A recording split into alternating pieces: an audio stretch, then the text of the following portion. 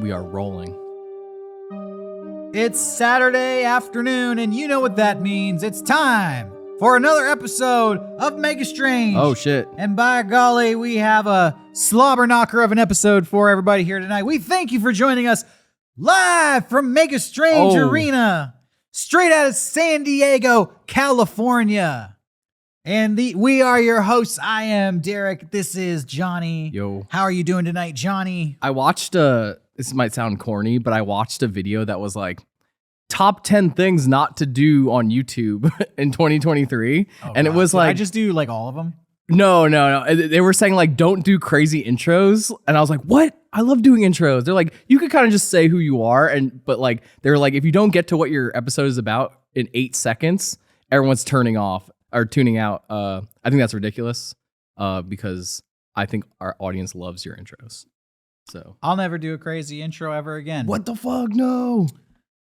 Today's episode is about the supposed curse that haunts celebrities and luminaries in their industry. This idea that if you are particularly talented and creative and in some way change the world, you are cursed to die at the age of 27. Oh, thank God. It's a phenomenon that has entered pop culture. It's known as the 27 Club. Several celebrities have died at the age of 27, a lot of them under mysterious circumstances, often in the music industry. People who have founded groundbreaking bands, the Rolling Stones, Nirvana, Jimi Hendrix of The Experience, Janis Joplin, The Doors lead singer Jim Morrison. The list goes on and on. What is it with this age, 27? We're going to figure it out today on today's episode of Mega Strange. That was the non-crazy intro. It was good. I knew as I was saying it, you were going to be like, I'm not doing another intro. Never again. Never again. Well, now that I've talked about what today's episode is about, Yes. the 27 Club, now we can be crazy and do dumb shit. Dude, we could do 8 intros. Exactly. Hey, of all the bands I mentioned, The Doors, Rolling Stones, Nirvana, Jimi Hendrix and the Experience, and Big Brother and the Holding Company, Janis Joplin's band. What's your favorite? Out of all those, that's hard. I guess I would say Nirvana, probably. Yeah. I really dislike The Doors and Jim Morrison. Why? I think he was like someone on a podcast I listened to said this, and I really stuck with me. They said he was just a drunk with a notebook. Well, isn't that like I don't know. Also, Kurt Cobain. I don't know anything about Kurt Cobain. Like, I guess he did drugs. Yeah. You like You don't like Jim Morrison because you know too much about him. But if you found out more about these other celebrities, you might not like them either. Well, I was never a big Nirvana fan either. I just appreciate them like sonically. Whereas the Doors, every time I hear a Doors song, I'm like, ooh. No way. There's got to be at least one Doors song you like. What about No, be untrue. No, I don't like any Doors. Come on, Johnny, light my fire. No? Nope. Hold on. What about this one? Johnny is strange when you're a stranger. That one's the worst one. What? Moving on. What's your favorite Doors song?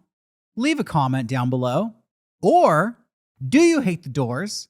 If so, leave a comment down below. Yeah, I mean, I definitely, the older I get, the more I'm a hater of like certain rock bands. Like I can't stand AC/DC. I can't, Led Zeppelin I appreciate, but I can't stand most of their catalog. We are going to get into the 27 Club. But before we do that, we're going to have a quick music discussion. Okay. You hate AC/DC. Oh, yeah. You hate Led Zeppelin. You hate the Doors. I appreciate Led Zeppelin. What other world famous bands do you hate? I think those are the big ones for me.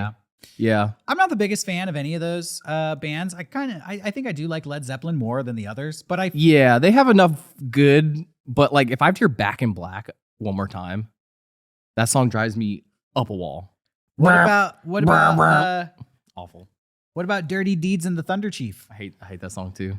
I hate that. I hate Thunderstruck. I can't stand AC/DC. Dirty Deed Done Dirt Cheap is a great song. It's catchy. Dirty Deeds. Done Dirt Cheap. It's fun to sing. Yeah. It gets stuck in your head. The only one I think I like is Highway to Hell. With the bells. Yeah. Yeah. You know, you haven't lived in San Diego for very long. Shouts out to the Southern California fans. Hell's Bells is okay. Did you ever go, leave a comment if you did, to a Padres game where our closer, Trevor Hoffman, would come out to Hell's Bells? Okay. They used to, this is how corny it is in San Diego. You almost can't even criticize this song because one of our most famous pitchers made that his theme song. And at the end of every Padres game, they would play Hell's Bells, the beginning of that song, and it would be known as Trevor Time. And they would put on the sign across the whole stadium, "It's Trevor Time." And they would have these digital bells ringing, and he would come out to Highway to Hell. And then he would like strike out the last person on the opposing team, except we're the Padres and we suck. So he'd throw a pitch and they'd hit a fucking grand slam. I was wondering. And it'd be game over for the Padres. I was wondering why, like, when the Padres are doing really well, shouts out Eric Bador. He on Twitter would post like a GIF of like a bell ringing and said "Padres win," and I was like, what's with the bell? And now you know. It is that? Okay, now I know. I'm a true San Diegan now. Yeah, so you have to like AC/DC on some level. Okay. To be in San Diego. Fuck. Well, you know, I think every band has like at least one good song. That's not true, but you know, most bands have at least one good song. Yeah, I'm trying to think of other bands I don't like. I think I mean, like, I'm down with The Who. I'm down with Rolling Stones. It's just like certain, like, I guess it just gets overplayed. Like if I have to hear Stairway to Heaven again, I just can't. I'm so tired of that. And Kashmir. I can't. Would you consider yourself a music snob? No, I like a lot of music. And I don't really like being gatekeepy. There's just certain stuff I'm just tired of hearing. What are you a snob in? Everybody is a snob in something, and I myself am, among other things, a movie snob. Yeah. And trying to think of some other things I'm snobby in. Wrestling, probably. Paranormal podcast snob. I don't think you're snobby about wrestling. Really? I think you're very encouraging, and I think that you are eager to talk and educate people. Yeah. I don't think you judge people for their preferences. Yeah, like I'm not gonna judge you if you like Led Zeppelin. I think I'm the same way with everything. I just like don't like it. You've got to be. You watch a lot of YouTube. I bet you're like a content creator snob. Okay, I can see that. I bet if you meet somebody who like watches PragerU videos. I mean, either way, like PragerU, I'm not gonna get the fuck out of here. All right. Well, have you ever heard of the 27 Club? Yes. Besides what I've already said in our introduction, what have you traditionally known about the 27 Club? I've always heard it as like a morbid coincidence that like all these people just kind of happen to die at the age of 27. Yeah. That are famous. Mm-hmm. That's generally the gist of what I've heard. I never really dove too deep into it. Did it affect you at all? Have you ever considered that you might be a member of the 27 Club? Or did you? No. I mean, like at 27, I just graduated college at 26. And 27 was a pretty bad time. Like uncertainty of like where I'm going to, like what I'm going to do with my life of like, I just graduated art school. Like what the fuck am I going to do? Yeah. But I think for me, like, I think 28 was way harder than 27. Oh, so you almost joined the 28. Yeah, club. Yeah. The closer you get to 30, the more the harder it gets. Yeah. In like the art school grad life. Well, I had a little bit of fame growing up. Started Mega 64 when I was 17. So after 10 years, when I hit 27, the thought definitely crossed my mind. That I might be famous enough to join the club. I didn't die at the age of 27, which then made me think maybe I'm not very famous at all. I did know kids that when I was younger would be like, I'm not making it past 27. I knew people who swore that they would never make it to the age of 30. Yeah. And we would, at like 22, they'd be like, I'm not going to be here at 30. And I'd be like, what does that mean? They'd be like, I just have a feeling I'm going to be gone. Gone where? Just like taken out. Yeah. But they would never have a specific answer. Thankfully, they weren't like, I'm going to do myself in. No, it wasn't that. But they were just like, the way I live my lifestyle is so fancy free, so carefree. I just imagine I'm not going to make it to 30. And I always thought, that's really dumb. Yeah.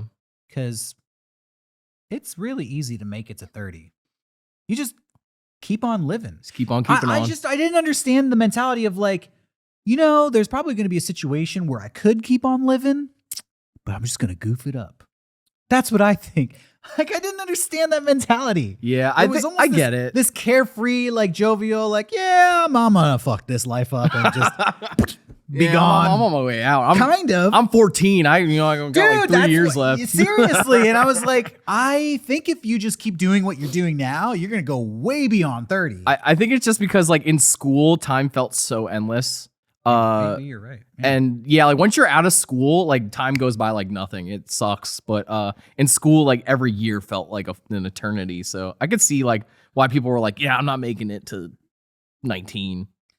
All of these people are made it well past 30 now. And I like to remind them sometimes. Like, you remember when you didn't think you'd make it to 30? They were like, yeah, that was stupid. Well, now they're afraid to die.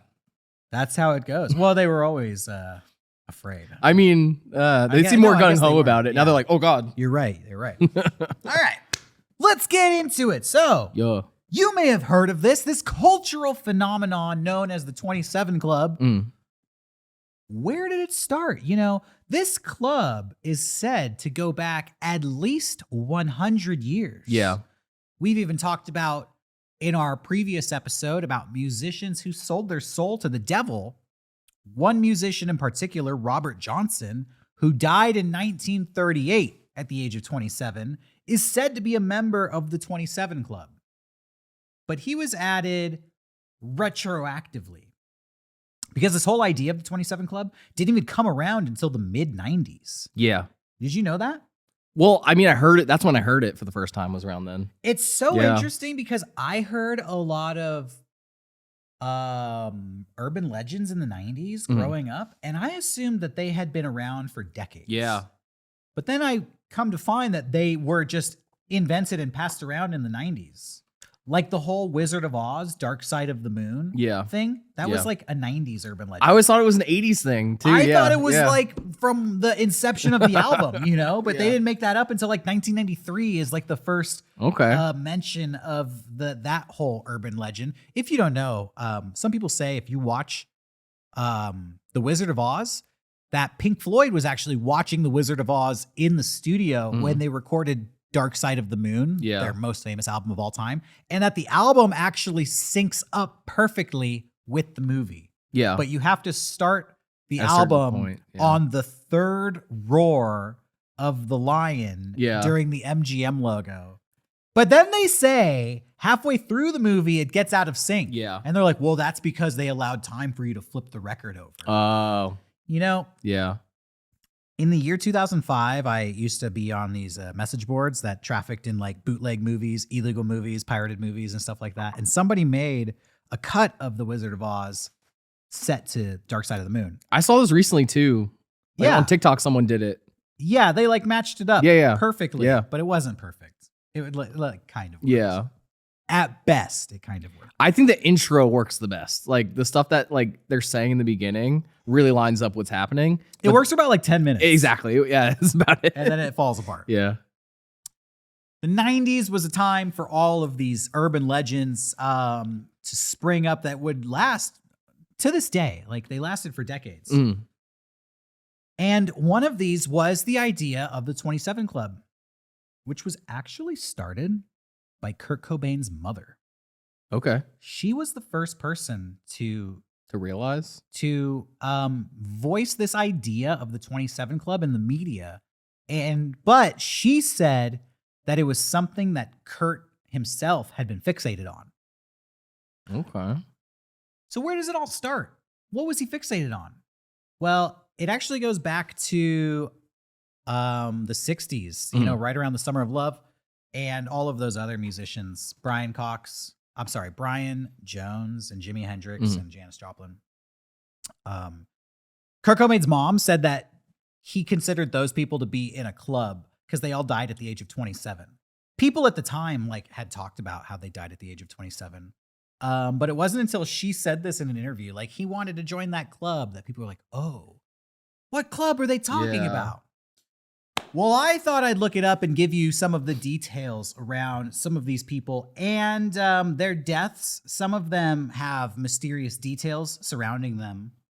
And we can just talk about some of the people in this 27 club and see if there's any connection or any merit to this urban legend.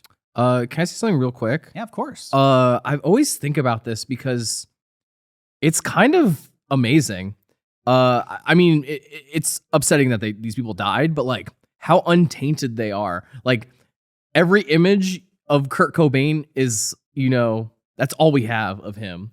Like Kurt Cobain didn't have a weird phase where he shaved his head and got really into guns or something. Like it's just crazy how untainted they are by just life, and they just stay like pristine and perfect. Yeah, I think there is something like, there's that song, Only the Good Die Young. Yeah. But I almost think it's because these people didn't have enough time to like make enemies and burn bridges. When you're young, you're at this time in your life where you have a lot of friends and you're socializing, and generally times are good. Yeah. Generally. Sorry, I just realized I was like, Kurt Cobain really got into guns, and then I realized how he went. Yeah, he did have guns. he was into guns, you could say. Anyways. Yeah. So what you're saying is, we never get to see them grow old. So no. They kind of like stay immortalized in that like young glory rock star phase. Yeah, like imagine the Nirvana reunion tour, Well, just look what happened to Metallica. I always use Metallica. Like if one, Cliff Burton died, but like imagine if they James Hetfield died. I don't want to imagine them dying, but you can just see how much they changed as they got older. Yeah. And how their ideals changed and how they cut their hair and their look and their music changed. If Metallica had only had those first 3 albums and then weren't around anymore, we'd have a whole different opinion of that band. Yeah. But we have those first 3 albums plus 30 years of other shit. And we have to consider all of it when we consider Metallica. But you don't do that with Kurt Cobain. Nope. Or any of these other, lovely lost legends. And it's cool because like people just rediscover his work every couple of years, like with the Batman. Like I'm sure there was a whole generation of kids who didn't even know that song existed, and now it's like mainstream again. Yeah, in 1994, I got access to all my older brother's CDs, and pretty much the 3 CDs I listened to were Nevermind by Nirvana, the soundtrack to the movie Boomerang, starring Eddie Murphy. I've never heard of this movie. It's an amazing movie. Can I Google it real quick? Boomerang? What? Boomerang starring Eddie Murphy? I've never heard this movie. Bro, have you ever... Eddie Murphy made 3 movies. Yeah. Beverly Hills Cop, yeah. Coming to America, and Boomerang. I've heard of all of them except Boomerang. Boomerang, he plays like a marketing executive who is like really like sexy and just like super powerful. I've never seen this. Yeah, and that's the cover. And then a woman joins the firm who's even like sexier and more powerful than him. Okay. And like she fucks with his head. Shit. And that's Boomerang. I gotta watch Boomerang. And it has this amazing like rap soundtrack. Uh-huh. And I got the Black Album from Metallica. Those are the classic albums. From 1994. Yeah, they Yeah. basically are. So that was my introduction to Nirvana. But you're right. Every couple of years, it's just Nirvana is one of those bands like the Beatles. Yeah. And it's probably because when you have a band that defines a generation and then the lead singer dies, it just becomes this mythical thing. And the later generations like hear about it and they want to go back and explore it. Same thing with the Beatles and John Lennon. I feel like is, that same kind of mixture of circumstances is happening with Kurt Cobain and Nirvana. Yeah. I do think like Green Day is a good example of seeing like what would have happened if he didn't die, because like I feel like Nevermind was such a huge accomplishment. It probably would have been them kind of like trying to obtain lightning in a bottle again, because after Dookie, Green Day was just like in a fucking spiral, like how do we make that album again? And they just kept trying and trying and trying. So let's talk. Well, you know what? Let's start with Kurt Cobain. Yeah. If we're, I was going to go back and start at the beginning, but we'll start at the end since we're already talking about Nirvana. Did you know that Kurt Cobain died in 1994? in April of 1994. I was 3. Yeah, I always thought it happened sooner. For whatever reason, in my mind, I thought he had died in like 1991. But it was March of 1994. And at the time, he had become totally disillusioned with the music industry. He had written in his journal that he no longer had any joy even writing music or even listening to it. That's sad. He couldn't even listen to music and find joy anymore. That happens when you're like, I mean, there's days where I have that with editing. Like sometimes I'm like, I can't even look at a fucking Premiere timeline. Everybody has it. Yeah. Kurt Cobain, like ran away from home, was basically like a homeless person by choice. Had wealthy parents. Yeah. But just like lived this gutter lifestyle, He never really wanted to be a rich and famous rock star. And when he became a rich and famous rock star, he kind of resented it. He didn't enjoy being wealthy. He didn't enjoy being famous. Boo-hoo, Kurt Cobain. I'm so sorry for you. I'm sorry that you're so wealthy and famous and that every song you write is literally beloved by change a generation. Every person who hears it.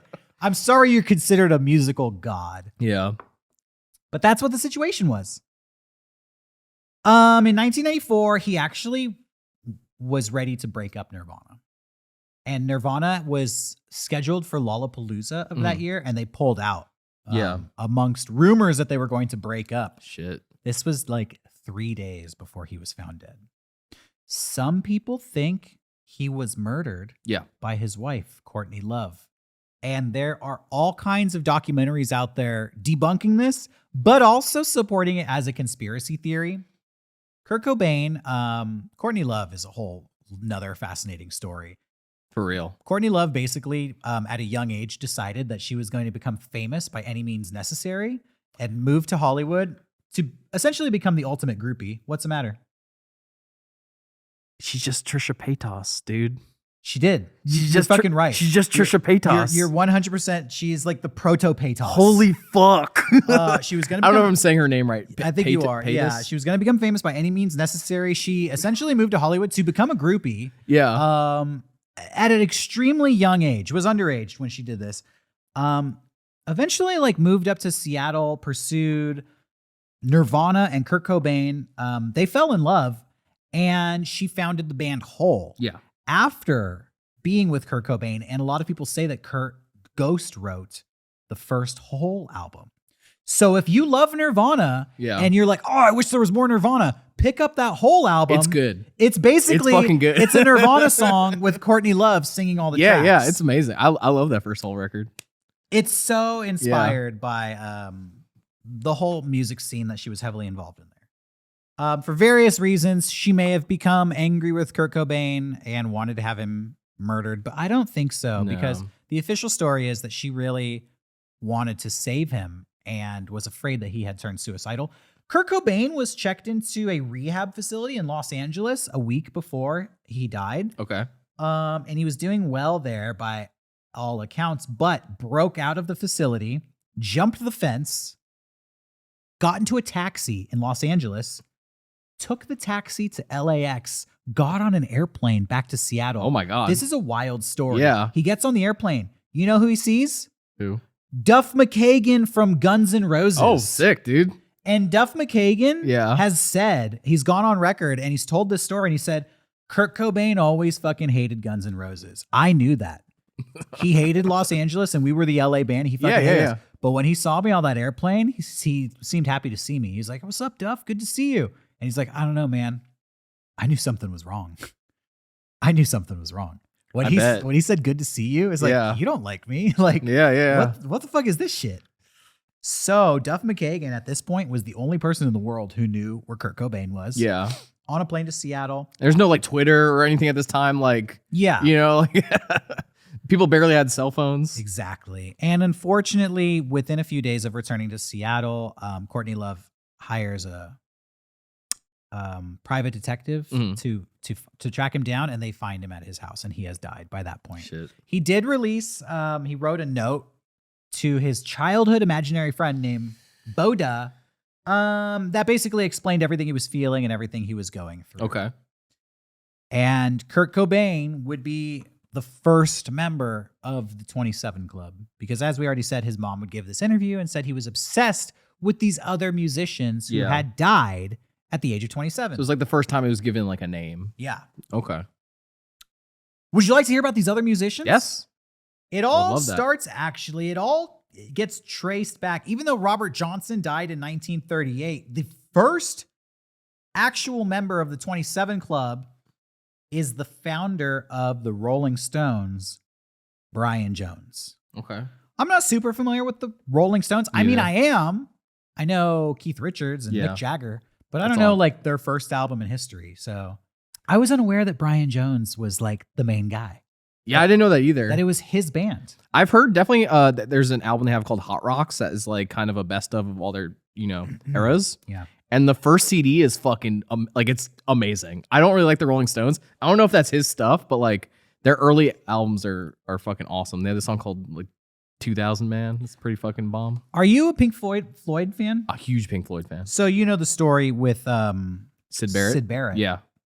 And how he was kicked out of the band because some people say Sid Barrett went insane. Yeah, I think he did. I've heard Sid Barrett's side of the tale, and it sounded like infighting. Like maybe he was mentally imbalanced, yes.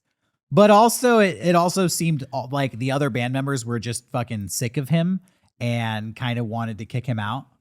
A little from column A and a little from column B. Yeah, what I heard is he started not really making sense.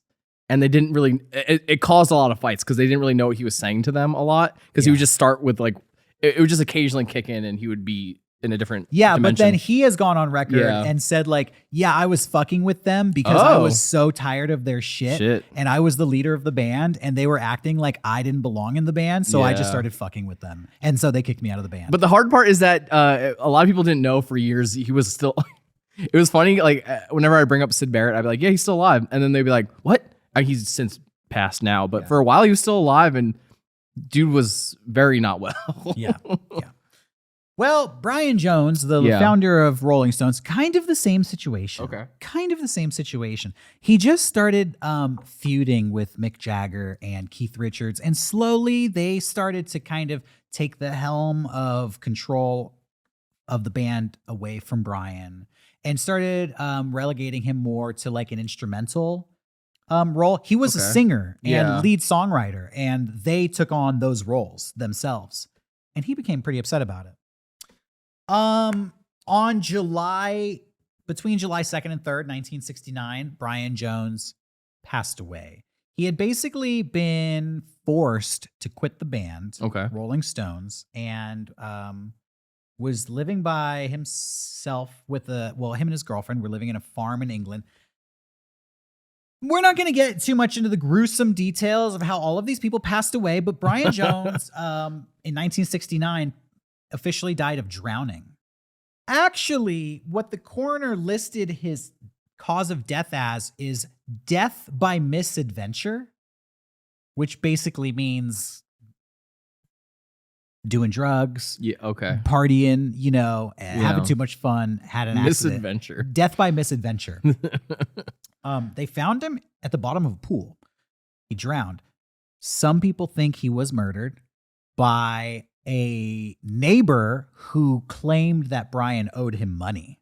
Okay. They think Brian Jones may have been killed over a money dispute.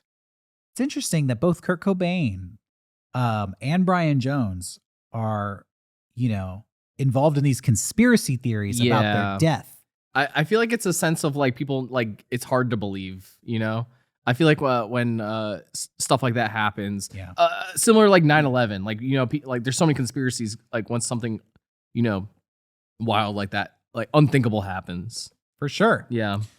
The biggest thing about Brian Jones I found out was his influence was like his style of clothes and his hair. He had long hair and cool clothes and was a big inspiration on like a lot of people from the 60s. Okay.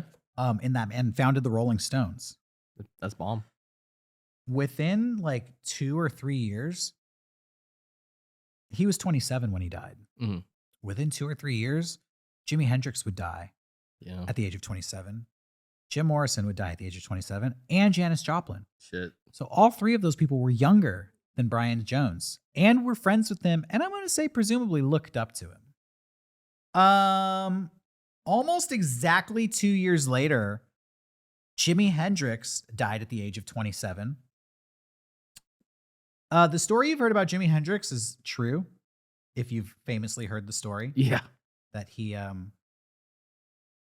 died by choking on vomit. Was it on New Year's too? It was not on New Year's, actually. So that part of the story is not true. Yeah, where does that come from? Because I've heard that a ton. They're like, yeah, he died on New Year's or something. I have the date right here. It was actually September 18th, 1970. Okay. Now, the thing about Jimi Hendrix's death, again, there are mysterious circumstances because it's 1970. So there aren't like clear, there's not like cell phones. There's not surveillance. We can't ping people's cell phones, know where they were. We just have hearsay from eyewitness testimony. So the events of his last day are highly debated. But the long and short of it was the dude was depressed. The dude was feeling he'd been broken up with by a bunch of girlfriends. He had been disenchanted with the music industry. Again, this is like a recurring theme. Yeah. Was doing a lot of drugs. Was drinking, was like partying a lot. He was staying with a girlfriend in London, and she says that they went to sleep between 4 a.m. and 7 a.m. in the morning. He was asking for sleeping pills, and she refused to give them to him, according to her. She went to sleep and then woke up the next morning at 10 a.m., and Jimmy was still alive, but breathing heavily and not moving. She tried to wake him up. The details here are complicated because this girlfriend, Monica Danneman, she's since passed away, but she changed her story a lot. Pretty much every time she retold this story, she changed the details. Sometimes it was like, oh, I woke up at 9. Other times it was, I woke up at 11. Sometimes it was, I woke up and then I went out at 10:30 to get cigarettes. But other times it was, I didn't go anywhere. Okay. She tells people that she called the police and waited for the paramedics to arrive and rode with Jimi Hendrix to the hospital. But the paramedics say that's not true. Okay. The paramedics say somebody called them, but when they arrived at his apartment, the door was wide open. The apartment was empty. And what they described, they said was horrific. They said they walked inside. I don't know if you want to hear this. I won't go into too many details. Okay. But they found Jimi Hendrix there. Okay. And they said there was a lot of vomit. Oh. A lot. Ugh. And it was clear to them that he was dead already. But they took him to the hospital and they tried to resuscitate him. CPR and all that. It didn't work. They knew it wasn't going to work, but it was a formality. And he was pronounced dead. Monica says that she was there and went to the hospital. The paramedics say no. In 1993, Scotland Yard was asked to reopen the death of Jimi Hendrix as an open investigation. Okay. They decided, they did a preliminary inquiry into the events, but decided that too much time had passed and that it wasn't worth the trouble. Basically said, we could investigate this, but it's been 30 years and it's only going to bring up bad shit. Yeah. Let sleeping dogs lie. Also, 30 years, a lot of evidence. People don't realize how a lot of cases, if you don't get that stuff, rolling out the gate, a lot of evidence just gets destroyed. You want to hear something that are even stranger about this particular case with Jimi Hendrix? Sure. So he had taken sleeping pills. And he had taken 18 times the prescribed dosage. Okay. He was 18 times over the prescribed dosage. Jesus Christ. He had been fighting with Monica that night because he was at a party and she caught him flirting with other girls. They fought so bad, actually, that the people at the party kicked Monica out and refused to let her back in. Okay. There's even stories that late at night she was outside the building and people in the party were in the windows upstairs making fun of her and yelling at her to leave. That's how bad the fight was the night Jimi Hendrix died. He went home with her, and she says he asked for sleeping pills, but she didn't give them to him. But some point in the night, he took 18 of them. It's a very mysterious set of circumstances surrounding the death of Jimi Hendrix, which will never be investigated. So it will stay mysterious. Monica herself passed away in like 1994. And so the story is just going to end there. Like Jimi Hendrix died under some really mysterious circumstances. I never knew that. At the age of 27. I always just assumed like, because dude would get lit. Like there's all these things where like rumors where he'd put like acid in his headband and stuff. Like I just assumed like dude just, because people die choking on their vomit a lot, just from heavy drinking. It's like the leading cause of death in Germany or something. Yeah. So I never knew that there was. It's not true. Oh, you said it so confidently. I just assumed. But isn't that how the little what was the little guy that would hang out with Kid Rock? Was it Joe C? I hope not. I think that's how he died too. At the age of 27? I don't know. I wonder. No, he choked on his vomit. So that was Jimi Hendrix. That was in April of 1970. In October of 1970, Janis Joplin was found dead as well. Janis Joplin. Are you familiar with Janis Joplin? Musically, no, but I've seen so many pictures of her. Musically, she's badass. I bet. Her voice is like amazing. Anybody out there, if you haven't listened to Janis Joplin, Big Brother and the Holding Company, check them out. They're really great. Check them out. Highly recommended. Janis Joplin was under a lot of pressure. People always told her she was ugly. People always told her she was overweight. I'm sorry. No, I'm thinking of Mama Cass. Different person who died of a heart attack. Dude, Mama Cass. Janis Joplin died of an accidental overdose of heroin. I mean, that do be happening. Yeah. Brian Jones was probably also on heroin or some sort of drugs. Jimi Hendrix was definitely on a lot of drugs. Yeah. The crazy thing about Janis Joplin ODing on heroin is they say that a lot of people that weekend died. And they all bought heroin from the same heroin dealer. It's like fentanyl. Yeah. Yeah. And this one dude who killed Janis Joplin, I mean, you can't say a drug dealer killed Janis Joplin. She killed herself by taking drugs. Yeah. But, the responsibility has to be on the person who takes the drugs. You can't be like, oh, my drug dealer really fucked me with this bad batch of heroin. Like, you shouldn't be doing the heroin to begin with. Yeah. That being said, it's an addiction, so some of the blame needs to be shared. I just find it an interesting bit of trivia that they are pretty confident it was a bad batch of heroin because so many other people's deaths were also tied to this one dealer that same weekend. Yeah, that happens a lot. I mean, it happens a lot now. I don't know if you're going to get into stuff like this, but like Lil Peep. Oh, yeah. Little Peep I don't have here, but yeah. Xanny bars? Yeah. They had fentanyl in them. Oh, sorry. I'm going to Google how old it was. That'd be crazy if he joined the 27 Club. But I don't think he was. He was a little too young.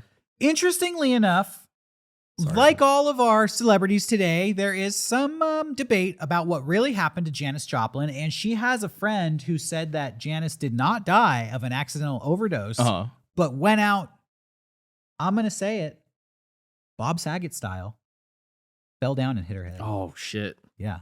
She said that Janis tripped the night she died. Oh, God. That she got her heel stuck in the carpet and she fell down and she hit her head. That's sad. And she thinks that is what killed her. But admits that the drugs and alcohol probably played a major role in hastening her demise. I got really depressed when I just saw that Lil Peep died at 21. That's wild. That's fucked up. That is. I didn't know he was that young. Damn, dude. That's real low. That's real. That's bad. Jim Morrison died at the age of 27. 1 year later, almost to the day. Damn. July 3rd. I'm sorry. This would be like 2 years to the day after Brian Jones. Okay. Jim Morrison was found in a London hotel bathtub. Heroin overdose. Once again, very sad, very sad. He was found by his girlfriend who had the name, let me pull up her name here.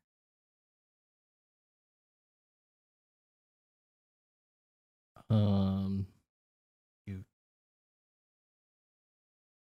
Well, all I have is her last name. Her last name was Corson. Corson. Okay. This woman inherited Jim Morrison's fortune because when he died, they pulled up his will, and his will said, "I'm unmarried, so give all my fortune to my girlfriend," which pissed off his family. I bet. There were a lot of legal debates over that. That's kind of badass. She took the money, and then she herself was found dead of a heroin overdose at 27 as well. And at that point, her parents and Jim Morrison's parents took the money and split it amongst themselves. They're like, yes. Yeah. And the last person I have on the list for today, the 27 Club, Amy Winehouse. Oh. Amy Winehouse passed away in 2011. Dude. And do you know what her official cause of death is? Drinking? Did she drink herself to death? She did drink herself to death, but that's not what her official cause of death is listed as. Death by misadventure. Whoa. Amy Winehouse. The misadventures of Amy Winehouse. Amy Winehouse has the same official cause of death as Brian Jones. Shit. 2 members of the 27 Club both died by misadventure. That's Amy wild. Winehouse died of blood alcohol poisoning. Mm-hmm. She had blood alcohol content that was like 5 times the legal limit, which is extremely sad because Amy Winehouse was a fucking musical genius. She also holds the Guinness World Record for most songs on the UK pop charts at the same time, with 8 Amy Winehouse songs on the charts at one time. I just always took that as like a cautionary tale. Like I don't think people really realize that you can just die from drinking too much like that, you know? Yeah, she did drink so much that she got alcohol poisoning. Also, her brother claims that she was suffering from bulimia at the time. Okay.